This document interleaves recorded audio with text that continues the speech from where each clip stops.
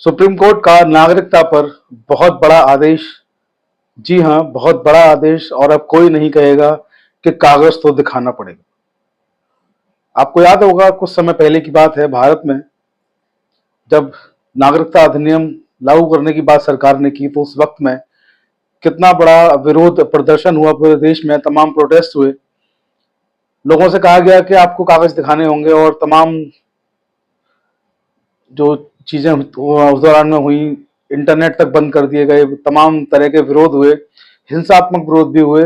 हिंसात्मक विरोध तो नहीं होना चाहिए। अगर आप विरोध करना भी चाहते हैं तो बड़े संयमित तरीके से संविधान के अनुसार विरोध को दर्ज करवाना चाहिए। लेकिन पेपर जब मांगे गए और ये कहा कि पेपर तो दिखाना पड़ेगा, तो उस वक्त में जो कुछ हुआ सब अभी थोड़े दिन पहले की बात है, आप सबको याद होगा। ऐसे में ये सुप्रीम कोर्ट का जो फैसला है बहुत बड़ी राहत से भरा हो सकता है। सोशल मीडिया पर तमाम इसकी चर्चा है, शायद आप लोगों तक पहुंचा हो, शायद नहीं पहुंचा हो, इसलिए पहुंचाना अपनी जिम्मेदारी हम समझते हैं। चौधरी लीगल एसोसिएट से प्रतीक चौधरी एडवोकेट आपका स्वागत, आपका वेलकम करता हूं। आज का जो वीडियो है बहुत ही इंफॉर्मेटिव है, आपको बहुत कुछ यहाँ समझने को मिलेगा, बहुत कुछ सीखने को मिलेगा। और सुप्रीम कोर्ट ने आखिर नागरिकता पर ऐसा क्या आदेश दिया है वो भी आपको जानना चाहिए। बेहद जरूरी है प्रत्येक भारतवासी को जानना कि सुप्रीम कोर्ट ने नागरिकता पर आखिर ऐसा कौन सा आदेश जारी किया है जो अब आपको कागज नहीं दिखाना पड़ेगा। वीडियो शुरू करने से पहले देश के सीजीआई साहब को मेरा प्रणाम, अभिवादन। सीजीआई हैं जिन्होंने इस तरीके का जो माहौल बनाया है कि अब चाहे हाई कोर्ट हो, चाहे सुप्रीम कोर्ट हो, चाहे सेशन कोर्ट हो, चाहे ट्रायल कोर्ट्स हो, वहां से फैसले, बहुत अच्छे फैसले आने लगे हैं, बहुत जल्दी फैसले आने लगे हैं और न्याय जो है बहुत जल्दी लोगों को मिलने लगा है।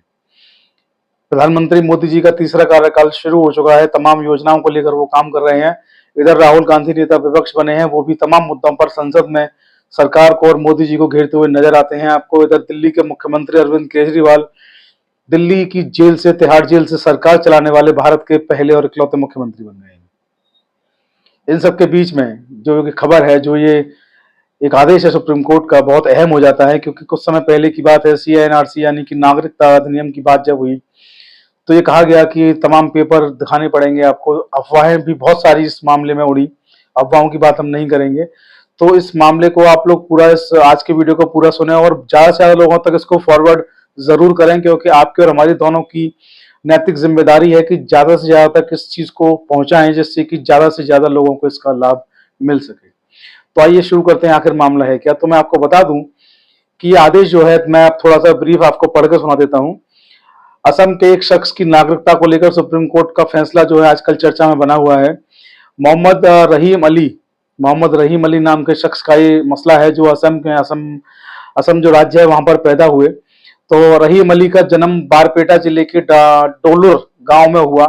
इनके पिता का नाम जो है 1965 की मतदाता सूची में था। आप जरा गौर से इस चीज को समझने की कोशिश कीजिएगा, आपके बहुत काम आने वाली है। असम का मामला है, बारपेटा जिला है, डोलुर गांव है, रहीम अली नाम का व्यक्ति है। उस व्यक्ति के पिता जो थे 1965 में, उसके माता पिता का नाम 1965 में, फिर से सुन लीजिए, वहां की मतदाता सूची में उस जिले में, असम में था। 1985 में रहीम अली और उनके भाई बहनों का नाम मतदाता सूची में आया। जब वहां की मतदाता सूची में इनका नाम आया तो 2004 में इनके विरुद्ध जो है एक जांच बैठाई गई और 2004 में नालवाड़ी के पुलिस अधीक्षक यानी कि एसपी के आदेश पर SI sub inspector Vipin Dutta ने रहीम अली पर राष्ट्रीयता की जांच की। यहां से मामला थोड़ा दिलचस्प होता है, थोड़ा पेचीदा होता है। इनकी नागरिकता की जांच की गई 2004 में। नलवाड़ी के जो एसपी थे, पुलिस अधीक्षक, उन्होंने आदेश किया सब इंस्पेक्टर विपिन दत्ता को कि इनकी नागरिकता की जांच की जाए। विपिन दत्ता ने रहीम अली से नागरिकता संबंधित जो पेपर थे वो मांगे। वो पेपर देने के लिए इनको 1 हफ्ते का समय दिया गया। पेपर वो नहीं दिखा पाए तो ये मामला जो था उनके विरुद्ध वहां पर दर्ज कर लिया गया कि आपके पास पेपर नहीं है। आइए और क्या लिखा है मैं आपको ये पूरी रिपोर्ट जो हम आपको सुना रहे हैं, जनसत्ता से इसको लिया गया है। जनसत्ता में बहुत बड़ा आर्टिकल इस पर छपा है और भी तमाम सोशल मीडिया प्लेटफॉर्म पर इसके बारे में तमाम आर्टिकल्स में जानकारी दी गई है, लेकिन हम आपको यहाँ से जनसत्ता से इस पूरी खबर को बता रहे हैं। तो हुआ ये कि इसके बाद जब मामला इन पर दर्ज हो गया तो आगे जो लिखा है वो ये है कि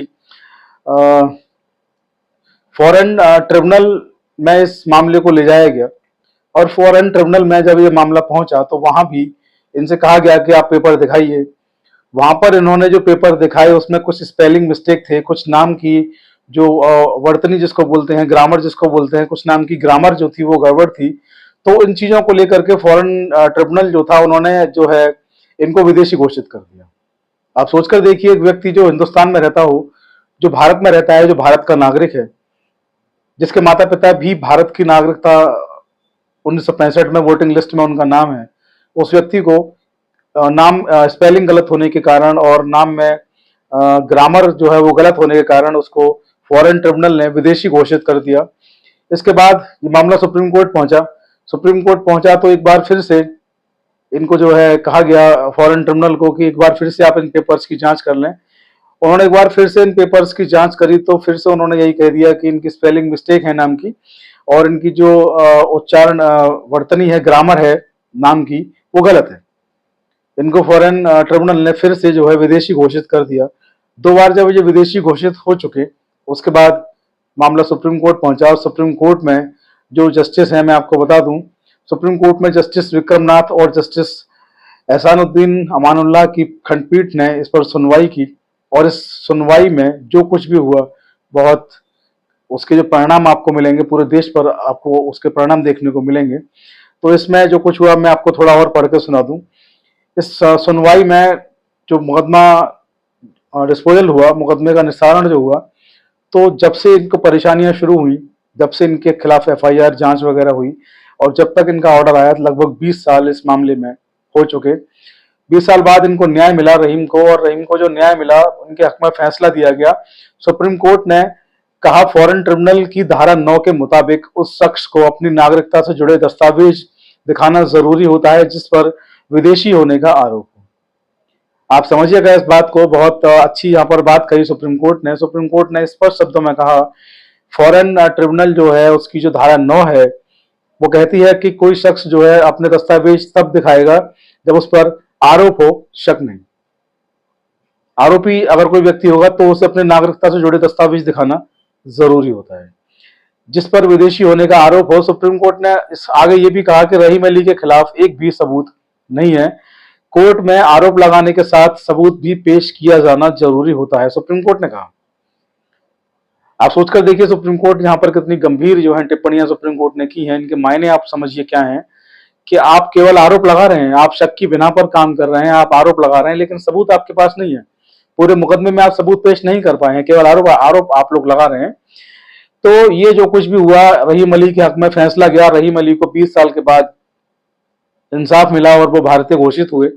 हालांकि फॉरेन ट्रिब्यूनल ने तो उनको विदेशी घोषित कर ही दिया था, लेकिन फॉरेन ट्रिब्यूनल की सेक्शन 9 जो है वो यहाँ पर सुप्रीम कोर्ट ने उसकी डेफिनेशंस भी समझाने की कोशिश की है कि वो ये कहती है कि उस शख्स को, उस व्यक्ति को अपने नागरिकता से जुड़े दस्तावेज दिखाना जरूरी होता है जिस पर आरोप होता है कि वो विदेशी है।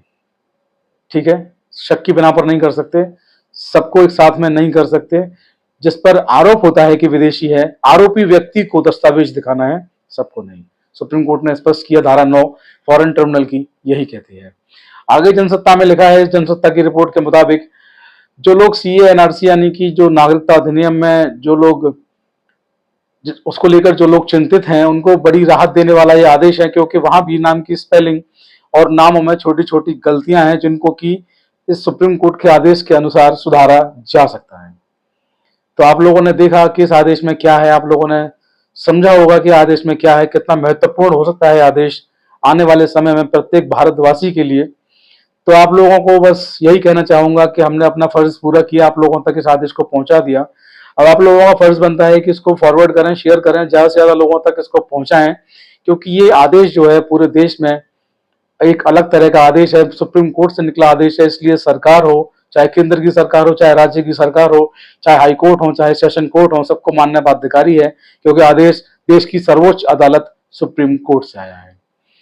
तो बस आज की वीडियो में इतना ही। जाने से पहले और एक बात और आपसे कहना चाहूंगा कि अगर किसी व्यक्ति को संशय हो ये लगता हो हमने बताया है, सुप्रीम कोर्ट का कोई ऐसा आदेश नहीं है, या आपको इस आदेश की आवश्यकता हो इस कॉपी की, तो आप लोग हमसे इस कॉपी को हमसे संपर्क करके इस कॉपी को ले सकते हैं। हमारे लिंक आपको हमारे डिस्क्रिप्शन के बॉक्स में मिल जाएंगे, व्हाट्सएप के भी लिंक वहाँ पे दिए गए हैं। आप लोग हमें व्हाट्सएप पर, ईमेल पर या यहाँ कमेंट बॉक्स में लिख करके इस आदेश की कॉपी को हमसे आप लोग ले सकते हैं। तो आज के वीडियो में इतना ही। जय हिंद, जय भारत, नमस्कार।